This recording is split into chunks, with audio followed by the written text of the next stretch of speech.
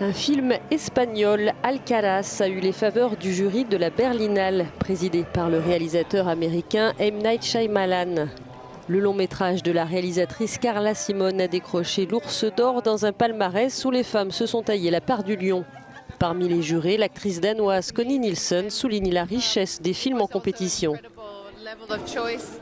Il y avait un choix de films impressionnant, c'était très inclusif à l'image du jury. De nombreux points de vue étaient représentés, c'était un véritable honneur de faire partie de ce jury, dit-elle.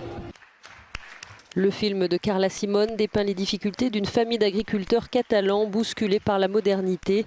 La réalisatrice de 35 ans a dédié son prix à ceux qui cultivent chaque jour leurs terres pour remplir nos assiettes.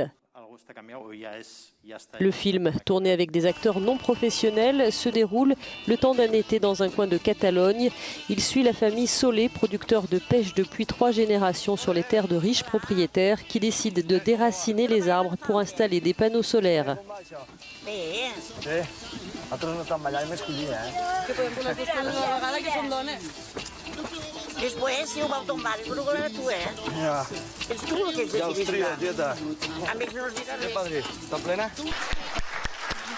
À noter également le prix d'interprétation remporté par l'actrice allemande Meltem Kaptan pour son rôle dans Rabier Kournaz versus George W. Bush, où elle interprète le combat d'une mère turque dont le fils a été incarcéré sans acte d'accusation à Guantanamo. Le film, tiré d'une histoire vraie, a également reçu l'Ours d'argent du meilleur scénario. Und was heißt Rabier Kournaz vs. George W. Bush? Ja, dass du gegen den Präsidenten der Vereinigten Staaten klagst.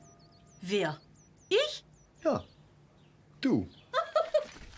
La Berlinale 2022 est un succès et a pu se dérouler dans des conditions presque normales. La compétition était particulièrement relevée cette année et le jury a choisi des films venus du monde entier, engagés artistiquement et politiquement, montrant la diversité mais aussi l'adversité du monde contemporain.